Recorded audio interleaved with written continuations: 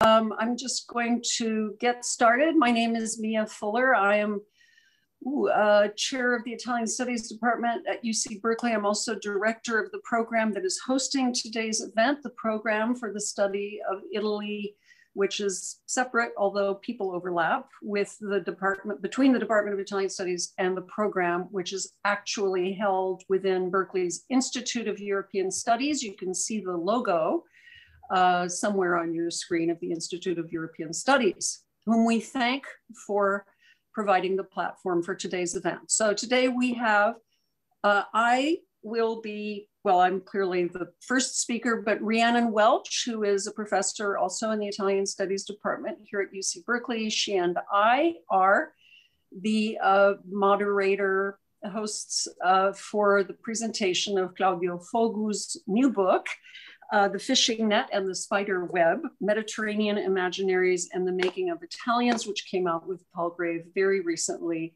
in late 2020. So before we do anything else, so let me introduce Claudio, who's a professor in French and Italian at the University of California at Santa Barbara.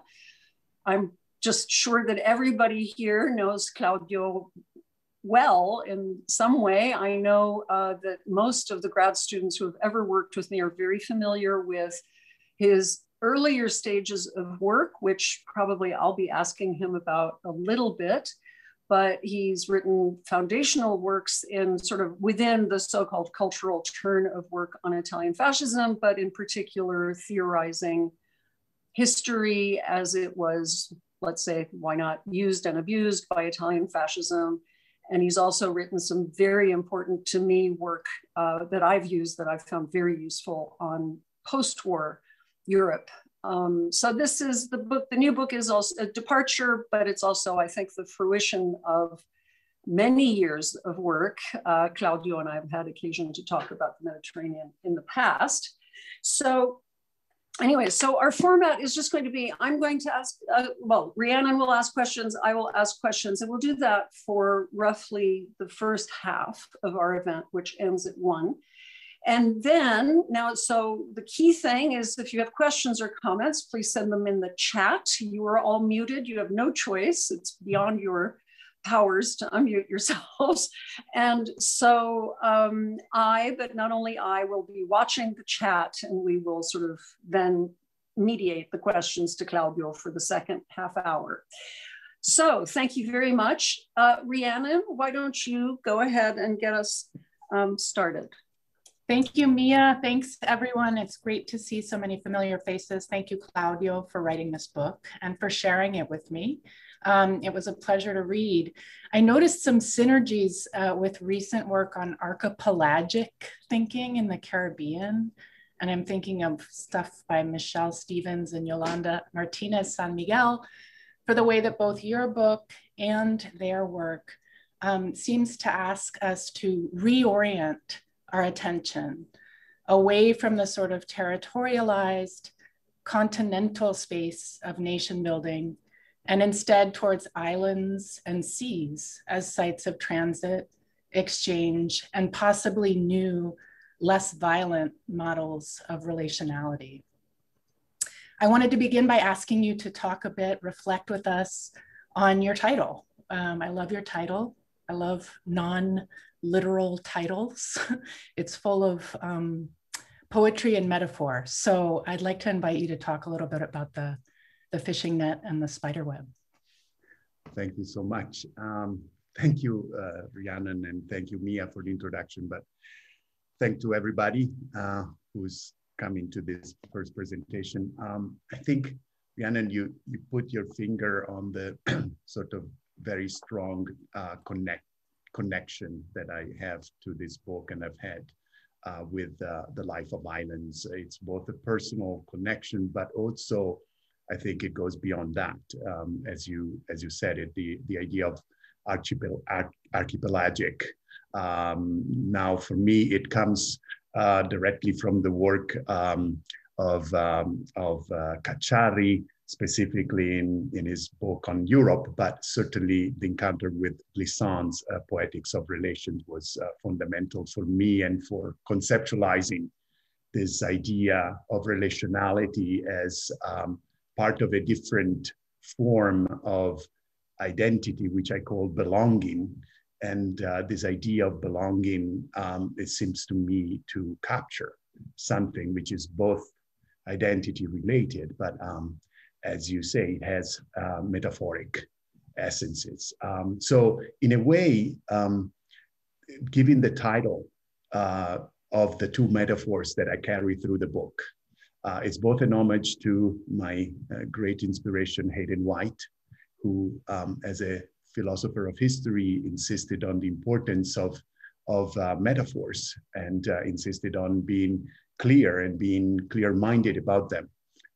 His major advice to historians was, honor your metaphors, but then when they don't serve their usefulness any longer, don't get caught in them.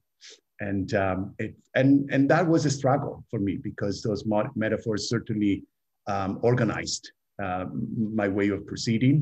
But I think hopefully I've been able to also get out of them in the interstices of each chapter.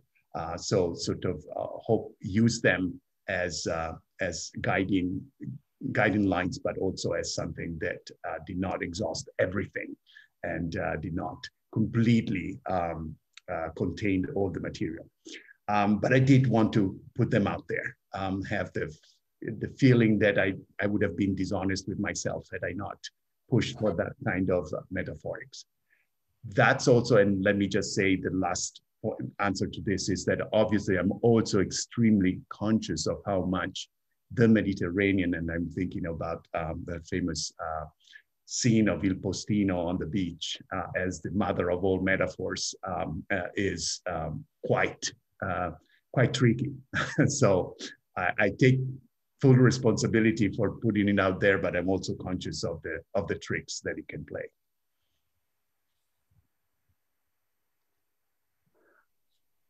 Thanks. Thank you, Claudio. Yeah, go ahead, Rhiannon. Prego, bye. Okay, so thank you, Claudio. That's a really good sort of overview entry point into one of the axes along which you've been thinking. I think about this project for a long time. I have a different sort of question. I'm going to start with one of these kind of foundational historical questions. I hope that's all right. I mean, I'm sure it's all right, but I'm just letting you know we're sort of moving into possibly one of my pet territories.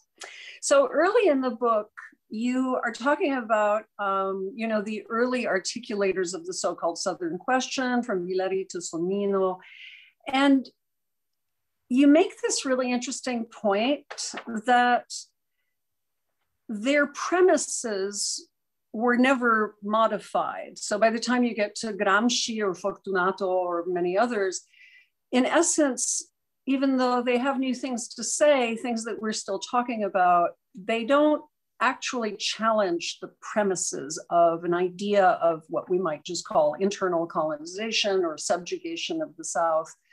So I'd love for you to talk more about that. I mean, by the end of the book, the book is a sweeping exercise for those of you who have not had time to read it yet. In many ways, I suspect it's Claudio's own very thoughtful version of, or multiple conversations. I mean, D'Annunzio's there, Marinetti's there, the Risorgimento's there, but they are all arranged differently. This is an original intervention, chapter by chapter by chapter. So by the end of the book, I really love the end of the book, of course, because also of the Concordia, which I think is a really good thing to talk about.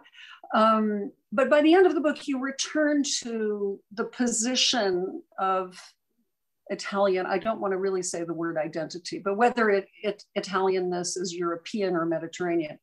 But at the beginning of the book, you're really talking about this othering within and the othering by quote unquote Europe. So I'd love to hear more about that, please. Thank you, Mia. This gives me a chance to also sort of summarize a little bit of the kind of overarching project of the book, what it attempts to do. And I would say that you hit perfectly the nail on the head by pointing out that the beginning of the book really has to do with contextualizing the Southern question as a kind of, as a question that first of all completes the Southernization of what we call Southerners that could have been called themselves Mediterraneans up to that point, in the sense that it also sort of the book makes the claim that the south of Italy specifically had a tradition of centuries and centuries of belonging to the Mediterranean, which was abruptly dislocated by unification. So I treat unification as the construction of what I call an empire state, specifically challenging the idea that the nation is the only sort of legitimate body of imagined community. And I treat the kind of isolation of the South in the Southern question as only connected to agriculture, as a way to sort of isolate the body now of the metageographical body of Italy from its belonging to the Mediterranean, a belonging that of course was not just of the South, but it was also through the maritime republics and through different types of what I call fishing nets, very much the case. So this initial moment is foundational, because when the Mediterranean returns in form of imaginary, it sort of, through the racial theories of Sergi, and then through those authors, and then through the politics of fascism, which I treat as a form of Mediterraneanism, to me, it contains both this strong Southern connectivity to this idea of the fishing net, which is of course transfigured, and that transfiguration continues in the history of modern Italy as a kind of alternative positionality for identity, an identity which is thoroughly relational and belongs to those poetics of identity. This is where I think I find great interest in the work that is being done on the concept of the imaginary itself. Kathleen Lennon's book in 2005, I wasn't able to sort of go through it, but in a way, imaginary stands as a word also for this type of identity formation that I'm talking about, that it's not firmly rooted on territoriality. And so it comes back, as you were saying, Mia, and I hope I've been able to answer your question. It comes back at the end with a moment in which now Italy is in a position to actually, what I say, Mediterraneanize Europe, which is, I think, a task that is still European. This is where I want to sort of make a little aside. I want everybody to know that I treat the idea of Mediterraneanness as a specifically Eurocentric concept. I'm not just gang-ho saying this is the hope of the future. I mean, I hope it's clear that I treat the Mediterranean as a conceptual framework that is thoroughly European, but even though it is thoroughly European, it doesn't mean that it cannot be brought into a political relevance today. Just because it was born within a certain kind of cultural environment. And I think that's where my work also connects very well with both yours and Rhiannon's. I mean, I see us to be participating in a post-colonial restructuring of Italian history, which is never just univocous, but it's complex and multifaceted. Thank you. I think I'll just ask you my follow-up question, well, my second question really, and then it'll be Rhiannon's turn, and then we'll go to the questions. We already have one that's come in, so just keeping everyone posted, informed in real time.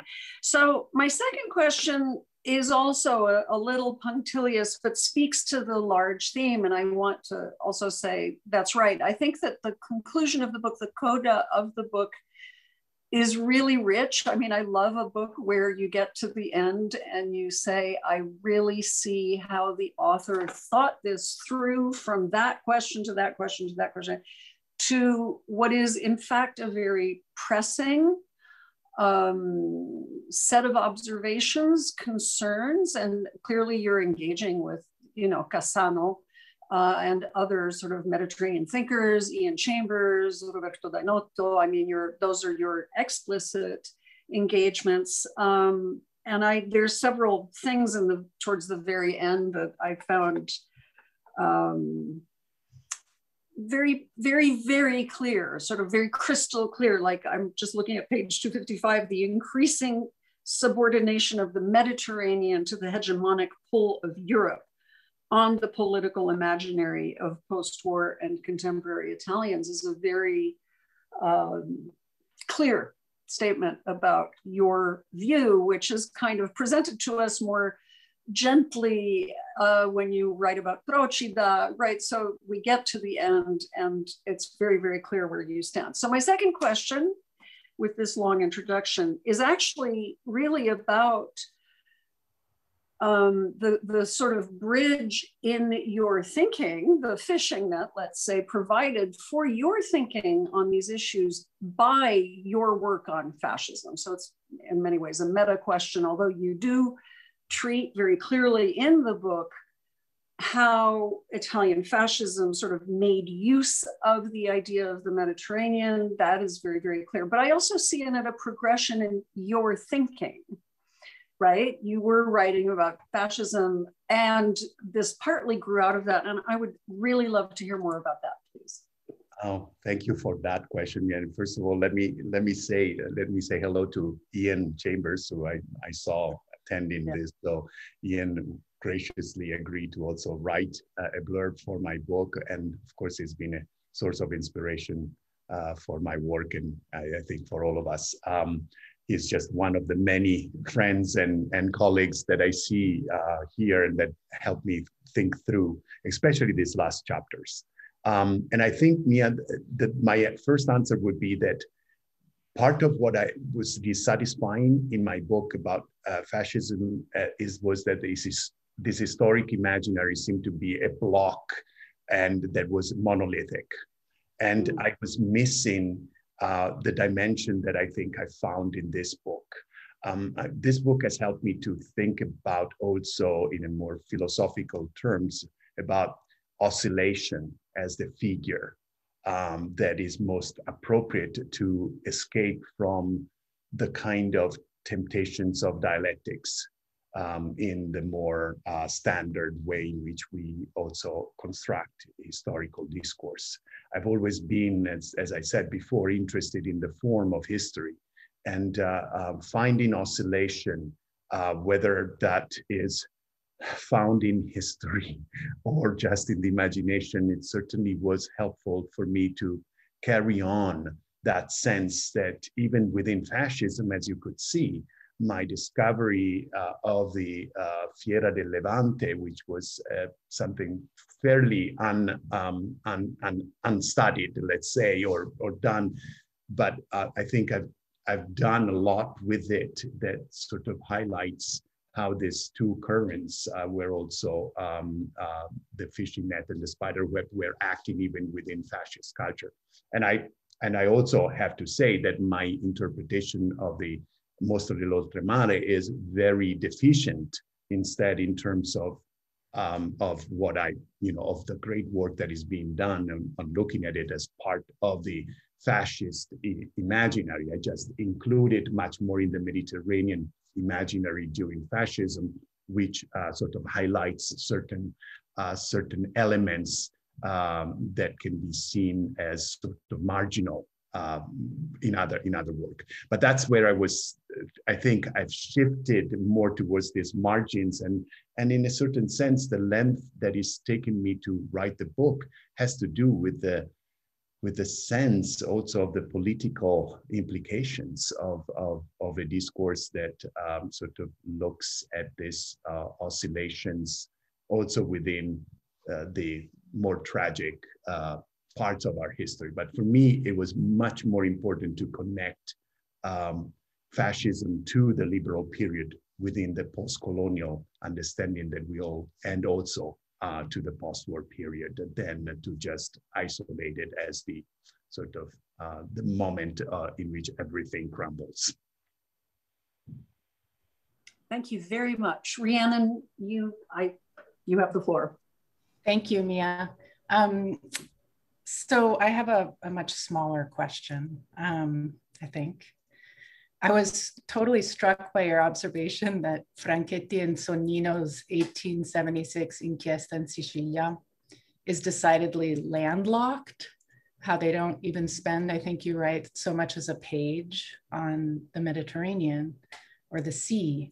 They're kind of obsessed with agricultural Sicily and seem not to conceive of the sea as a space of economic or biological reproductivity. This comes up again in your chapter 4, where you write about emigration and racial theory as sites where that sort of suppressed Mediterraneanness reemerge. I thought this chapter was really interesting, mostly because it adds this whole additional and specifically maritime dimension to the way I'd been thinking about how biopolitical race making was happening in those years, which was much more attuned to metaphors of soil and agricultural labor as being loci of the remaking of Italians at home or abroad. So I'd love to get you to talk a little bit about those two competing metaphors, the sea or maritime commerce as a vital space of reproductivity versus agricultural labor, the bracciante or the contadino, that comes to mind so often when we think about Southern labor as it emigrates.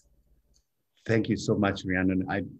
I want to say that both you and me have been so generous in looking at some of the commonly valuable parts of the book.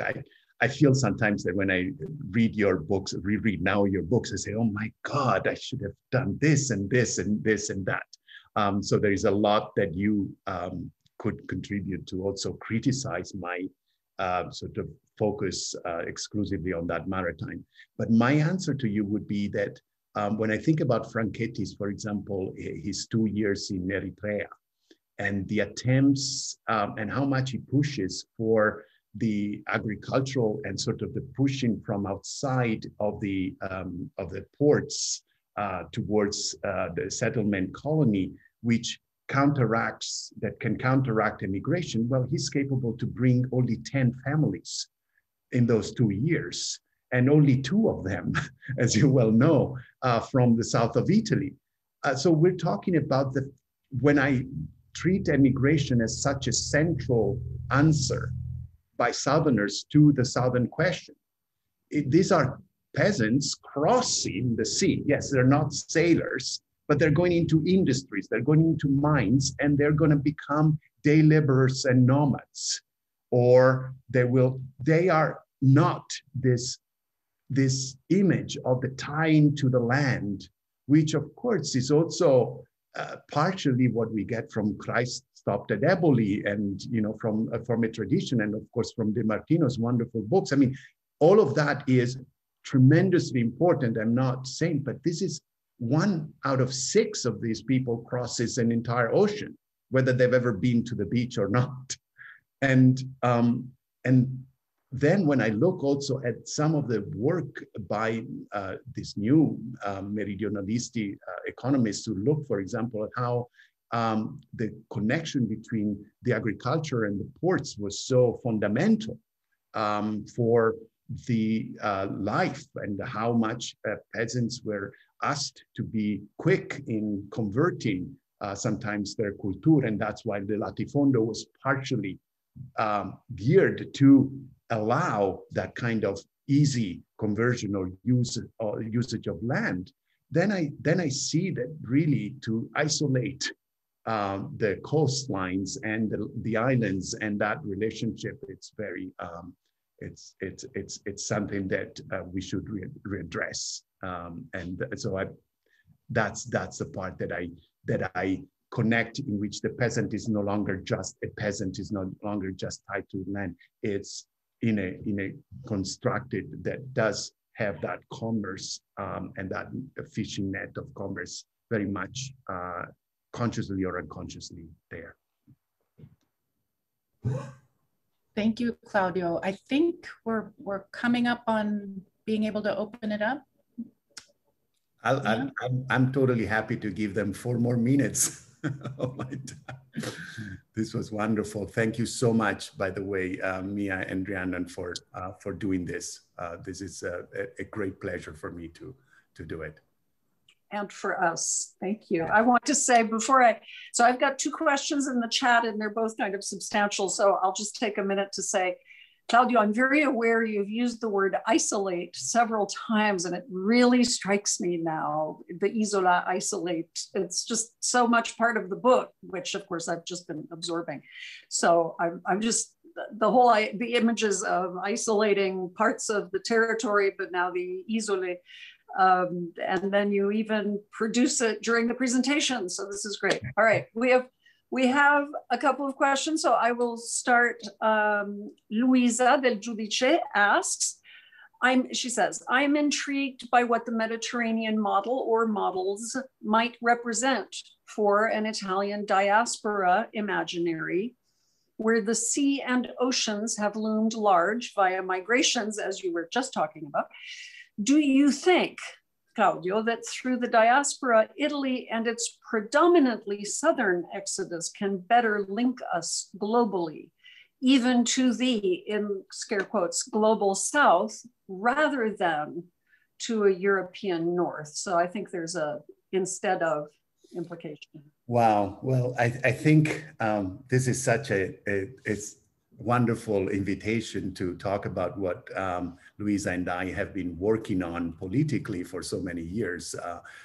For example, the campaign against the federal holiday of Columbus in favor of, for example, letting people know about Sam Rodia's or Sabato Rodia's work as exemplary of a type of Italian emigrante who arrives to Southern California with fundamentally anarchist tendencies, but then is capable to absorb all sorts of religious and Latin American traits and Chicano traits in his work, and then of course comes out with the Watchtowers. Now, that's something that I think perfectly speaks to the work that Luisa has also been doing for so many years. And I can only say, Luisa, what you're doing is precisely also what I'm trying to advocate, the kind of connectivity that in your work and so many others are doing to reevaluate this wealth of Southern thought that comes into contact with other Souths and in ways that are very intertwined. And I feel like this certainly, that kind of Mediterraneanness is the one that I talk about, starting actually, strangely enough, from Sergi's writings as this exodus in which the Atlantic is now the new frontier of the Mediterranean. And that seems to me a beautiful way to think about it. This very little known article by Sergi, in which at the end, he finally gives up basically on the idea of a Mediterranean race and embraces and says, you know, the hell with it, biology or all of that. If there is any future for the Mediterranean is somewhere else, is in the federations of America and actually Switzerland for all that. So it destroys that containing the South within certain just geographical categories. I hope I've been able to answer, but thank you, Luisa, for that question. But Luisa put a thumb up in her picture, so I think she found that acceptable. Am I right? Yeah. Okay, good. Okay, our next question is from Carl Ibsen, and I just want to say personally, Carl, it's great to see you. It's been a long time. I hope you're okay in Bloomington. Wonderful. Yeah, I mean, I'm used to seeing Carl from time to time here in Berkeley, and anyway, nice to see you. So I'm going to read what Carl wrote. He says, Claudio, congratulations. Great accomplishment. I've only read the first few chapters so far. Oh, Carl adds there's snow. I think we've heard about that. I mean, moving pictures. But he says, you know, even though looking through the rest of the book quickly, he doesn't see one variation, one kind of Mediterraneanism that he encounters frequently in Italy these days. I'll go back to quoting him. I realize it is a bit of a cheap shot to ask about what is not there, assuming it isn't. The category I refer to is the Mediterranean diet that is much invoked of late and even enshrined by UNESCO as perhaps a key element in Southern Italian identity and certainly as a potent marketing tool. I'm sure you've had occasion to think about this. What do you say? I think there is one small, I can defend myself by saying, I think I mentioned it when I mentioned it, this vision, Carl, of Italia Balneare. I find that, you know, that both the tremendous, I focus mostly on cinema and sort of the Oscar-winning moment in which we've abandoned the grandi autori degli anni 60 behind, and all of a sudden Mediterraneo, Cinema Paradiso, Il Postino, they're all centralizing this Mediterraneanness of Italy as a global, what I call Mediterraneanness pret-à-porter. This is sort of the way in which I kind of hint at the marketability of all of this, and Italy very conveniently occupies this space now, sometimes with the very important movements like slow food, of course, of which I'm not saying anything wrong about it. And I think probably that's why I kept the Mediterranean diet as a topic out, because it does make, it is part of this sort of moment of globalization of Italy as Mediterranean. Which is what I also owe to Stephanie Malia Ohm's book about Italy as destination. So I frame it within that sort of moment. Thank you. Moving to Wolf Kahnsteiner has a question. In the spirit of taking a close look at key terms and metaphors, I would like to ask about the use of the term, little quotation marks, continent, and especially liquid continent, that we are encouraged to consider, quote, as real as the land masses we typically indicate with that term, close quote. What is the blue continent's relationship to the African continent, the Atlantic continent, and transcontinental trajectories? How does one successfully migrate and live in this blue continent without nations? Thank you, Wolf. Something small. Yes. And hello, Wolf. Wolf is responsible for a lot of my thinking about this book. So I could even blame him for some of the weaknesses. But I actually think this is one strength. I would, first of all, I owe it very much to Roberto Dainotto to think thoroughly about this sort of metaphor of liquidity as being also very much in line with, you know, very neoliberal ideas of liquidity. So not something that I take easily, but I also mix it with the foundational work of Franco Cassano on the Mediterranean as specifically the coming and going, the going to return. So when you rightly so see this Mediterranean not inhabited by, you're not having lands, I'm talking about, you know, mostly coastlines and islands and the micro regions that are formed traditionally, as Orden and Purcell put it, micro regions without capitals, so where islands function as both capitals and nodes.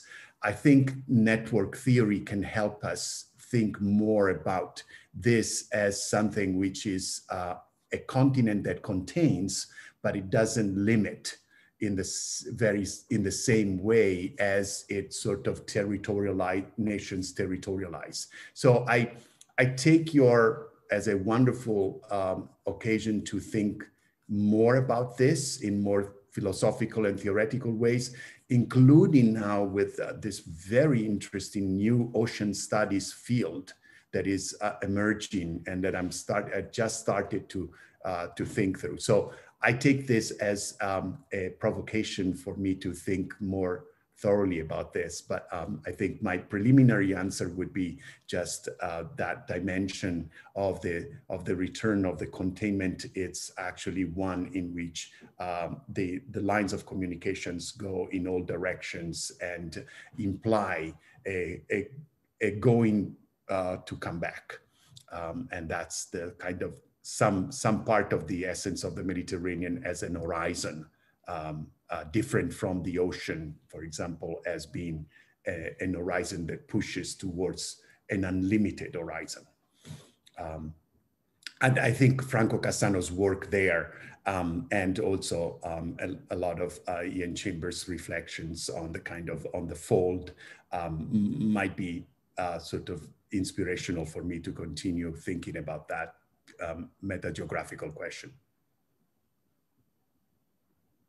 So I think you're thoroughly intimidating, and we don't actually have lots and lots of questions. I thought that would make you Ian, so, wait, Ian just chimed in. Ian is here, so let's, okay, so actually before Ian, Luisa Del Giudice adds, thank you, Luisa, the website for islanddynamics.org, and says they're the most wonderful conferences, which is, I didn't know that, so I'm excited. Okay, Ian Chambers, perhaps some comments on the watery connections between the Atlantic and the Mediterranean through questions of migration, slavery, and the messing up of national containments. Something also just small. Would you mind commenting, going from the Black Atlantic to the Black Mediterranean? Thank you, Ian, for introducing that. Yeah, thank you, Ian. This forces me really out of my comfort zone because it's precisely one of the reasons that has made it difficult to write this book. Because after all, it starts from a sort of also a personal appreciation for that island that you mentioned before, Mia, Procida, but also for a very Eurocentric idea of Mediterranean. So when I went into the post-colonial, I have trouble dealing with the last, not only the last 20 years and the migration process, which I couldn't, and the exile and asylum processes that I could not really contain within the framework of the book. But this idea of the Black Mediterranean is now becoming such an interesting way for me to rethink my book and to push forward beyond those metaphors. So in a way, Ian, I don't find that the book can address that. It is very self-contained. I admit it. It doesn't venture into either the important Marxist framework of the Black Atlantic and of the Black Mediterranean as is being theorized now, but not even in terms of the connections between slavery in the Mediterranean and slavery across the Atlantic. It sort of makes the argument that the crossing of the Atlantic by the Italian migration is in itself part of that kind of revamping of the Mediterraneanness in terms of that I posit, but it really doesn't touch upon your question, and it would be unfair of me to try to sort of answer it. Those are now the questions that we all need to think about. So you can leave my book aside and go towards that fundamental question. Ian adds, that's the idea. There are no longer comfort zones. Absolutely. I agree. I agree. That's why so, it was hard. It was hard to actually publish the book. I have to say, because of how more present those questions are in terms of our politics. I just sort of thought the book mostly for a white audience and a European audience in a certain sense. I guess that's one way to think about it. Well, let me ask you a question. We have another one, but I'm going to just jump in and say, well, it's true that I've read the book as it just has to do with where I sit, where I work, what I teach, what I do, but it is an Italianist book in some ways, and in some ways not. Would you care to comment on how you think about, because it definitely has multiple audiences. I'd love to hear more about how you think about, how you thought about that as you were preparing it. Well, that's so much. I mean, you've answered my greatest hope, because it was indeed the attempt at sort of coming from in Italian studies, both absorb the literature that was coming from other fields, and then, however, being able to reapply it with looking at Italy instead as an exception, as a model for rethinking other realities. So that's where I think the transnational paradigm of the book, and maybe in answer to Ian a little bit, I think that my position in Italy as an empire state from the beginning, conceptually, does a little bit respond, or at least begins to respond to an idea in which I offer it as a model for rethinking not just Italian nation state, but the nation state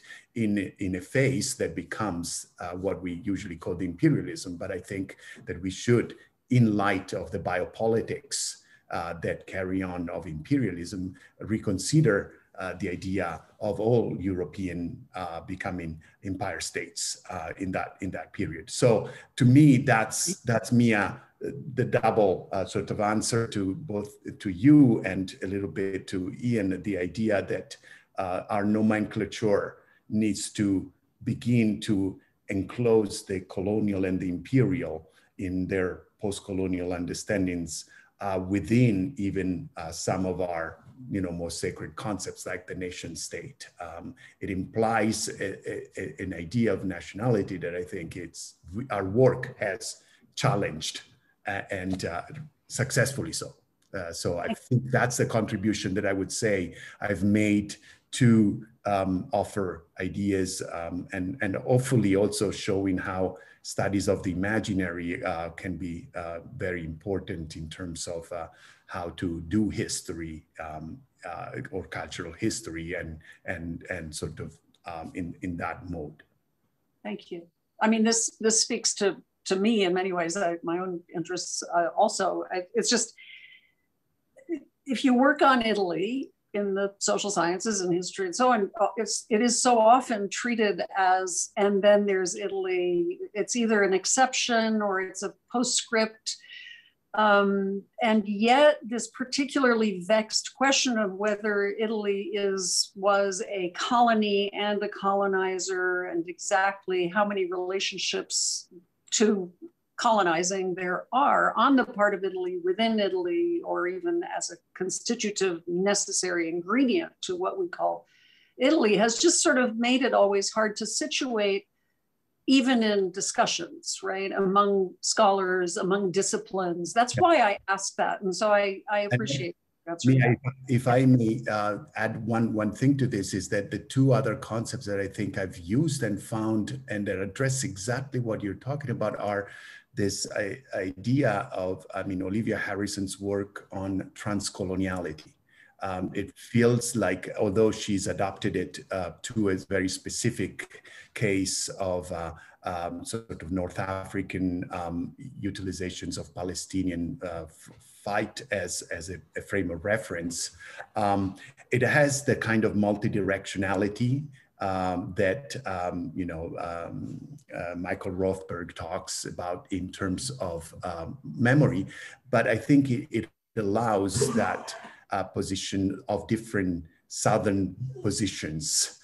So the south of an empire state like Italy becomes also a South that endorses imperialism very thoroughly, and at the same time is also capable to nourish other types of imaginaries, and so it's constantly vexed and constantly oscillating. And that's where I find oscillation as being a very good way to work. The other one is this new paradigm, this new concept that I found of meridionismo, which is not meridionalismo, but it sort of speaks to the construction of southernness at the same time as, or the Orient as an internal other.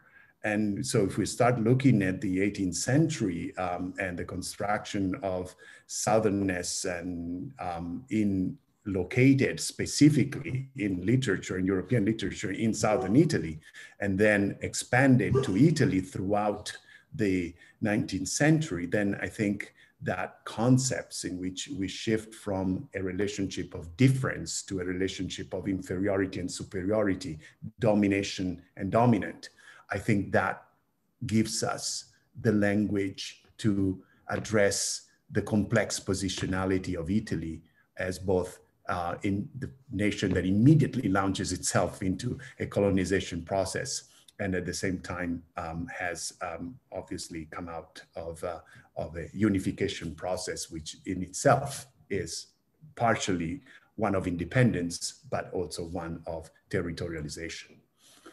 Excellent, thank you. That was great, that was so much, thank you. So actually I have 3 questions here, and I'm going to read all of them, Claudio, and let you choose. Well, because we have 13 minutes and I don't want to, so you can really figure out how to proportion your time or apportion your time. So the first one is from Dan Campanaro. Do you think the Mediterranean has had more of an impact on shaping Italian cinema, or inversely cinema has had more of an impact on the way non-Italians perceive the Mediterranean and stereotypes surrounding it? So I see you're grinning. I know you have an answer, but wait, because now I'm going to read Pam Ballinger's question, and I want to say, hi, Pam, thank you. I'm glad you're here. Hi, I love waving as though we could really see each other. Hi, Pam. Yeah, hi, Pam.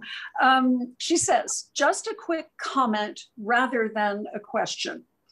Among the many brilliant insights of your work, Claudio, is the complication of Italy's southern question, with the reminders about the importance of Italy's east-west differences and the distinct realities of the Tyrrhenian versus Adriatic seas. This, of course, picks up on a key observation of Braudel about an invisible line of differentiation running through, lengthwise, the Italian peninsula. And I love the little known story you tell about the unrealized canal to bridge that divide. So that's Pam's comment. And then, well, she adds, and other seas, of course, because maybe Pam, you're worried that we think you don't know about the other seas. We know you know about the other seas. Okay, and then last but not least, so Emanuele Castano, he says, dear Claudio, as you know, I love this question because the rest of us don't necessarily know. As you know, I am now living in this very real Mediterranean space. In my daily conversations with the people here, this does tell us, from the fishermen at Ballarò Market to Palermo's mayor, Leo Luca Orlando, it is very clear that Sicilians, I'm sorry, I paused it as if all Sicilians were the same. It is very clear that Sicilians see themselves as in between 2 continents. Especially politicians seem eager to exploit this position to improve Sicily's standing. Can you help? He says. So those are your 3 questions, and I'll just let you figure out which is most urgent for you, or to which you want to most of your time. Thank you so much. I mean, first of all, Emanuele, my dear friend, I don't think I can help. I mean, I'm sure that Leoluca Orlando surely has some plans for that. But I would say that there's a lot of wonderful scholars that are helping. Carla Mallet, many comes to mind, but Roberta Morosini, the work that is being done on sort of Sicily's traditions and relationship across the Mediterranean, and with Tunisia, for example, and Mia knows a lot about that work as well. Naor is also working on that. So I think I would advise, given that you live in Palermo, I think you should maybe become somebody who makes our Sicilian friends aware of how much interest there is, and how much is being done in terms of locating Sicily in this important crossing of continents. I think that work will greatly benefit people there. So let's do a conference in Palermo soon on this. Dan is one of my wonderful students, and thank you so much for that question. Dan, my answer is clear. It is more the Italian cinema that has completely sort of marketed Mediterraneanness as one of its fundamental thematics. I find it even in La Vita è Bella di Benigni. So I think that answer really implies my fundamental discursive approach to the Mediterranean. I don't believe that there is anything inherently inspiring by the Mediterranean itself as sea or land that is reflected, but that cinema corner, that very sort of that market and that global desire for Mediterraneanness was both a response and something that created it. And finally, for Pam, thank you for that. I found that this stories about, and sort of also dealing with Fiume, and specifically in D'Annunzio, and dealing with and sort of the memory of Valusis as a risorgimental figure, it brings I try to balance my fundamental interest in the Tirreno with also stories that look at the Adriatic as very much part of this. And of course, the location of Bari also brings the Egeo and all the other seas into the story. But I think you're right about something very important. I mean, this East-West divide, it becomes even more relevant than I could make it to my story. And this idea of the Regno delle Due Sicilie to actually break that divide by constructing a canal that through the Fucino Lake would connect the Adriatic to the Tirreno, it seems to me just sort of covering that sort of desire to bring these two worlds together, which had been much more. I think one of the fascinating things, I'll finish with that, is that looking at the maps of Italy and how the 16th and 17th century maps, how mountainous and how monstrous these mountains, these Appennini, separated Italy very clearly, east-west, much more than we would ever envision today. It's part of that story. It was a wonderful answer. Thank you. That's well, multiple answers. So what a really rich conversation. I will say I've read the book once, and it was kind of one of those things where you think, well, I'll be reading this book again. More than once. It is a sweep, as I said. I wouldn't call it, dense. It's not sort of forbidding. It's not that, but it is a very rich, multifaceted work, and I think it's very exciting for those of us who teach the Mediterranean and various Italian things, if if that's our focus, but clearly not only. So we have a few minutes left, and anyone, if you'd like to add another question, or Rhiannon, perhaps if you'd like to comment further, or Claudio, if there's something we didn't ask you that you'd really like. I would love to ask you both a question. I mean, Rhiannon, when I think about my book and how much your work inside of on the biopolitics specifically, and I certainly did not work on that. Where would you think you would interject your kind of work or your thinking into my book? Where would it? Where were parts that you felt did not do enough, or that inspired you to think about your work and how it intersects with mine?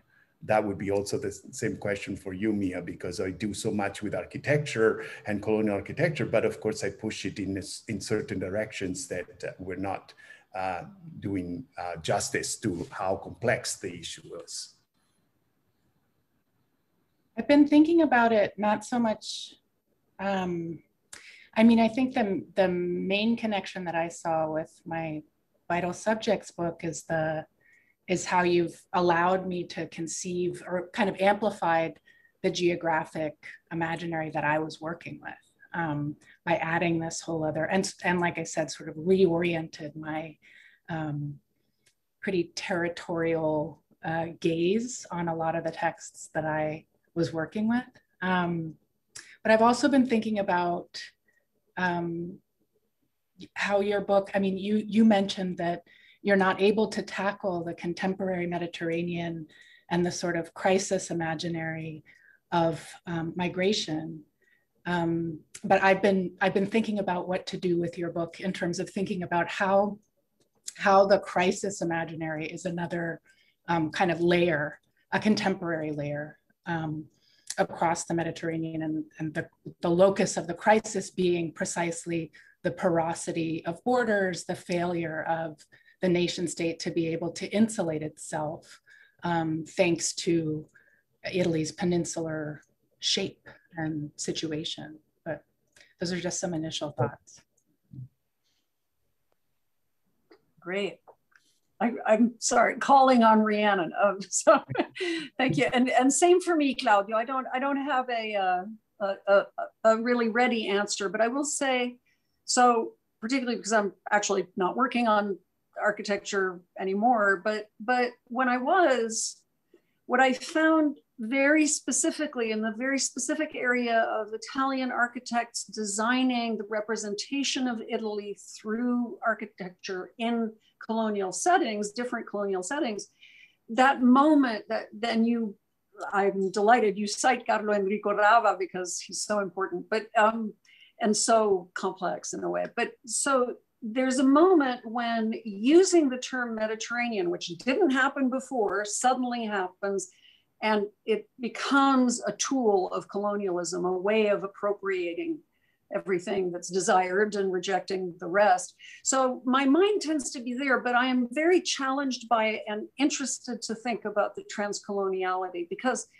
everything, well, a lot of the doors that open in your book, and I'm not going to say it's about empowerment, it's not about that, it's about who appropriates what, how metaphors work to some degree instrumentally, but again, that imaginary is at the core of it, that's the conceptual, and that is absolutely at the heart of also the crisis imaginary going forward. So I guess, we're almost out of time, so it's a terrible thing in a way to say this, but we can't wait for your next book because I'm sure you're going to answer all these questions. I'll leave you with just one reflection that both you and Rhiannon think have provoked in me. I think we are at a also intellectually and also more thinking about the pandemic and everything at a point in which our conceptualization of biopolitics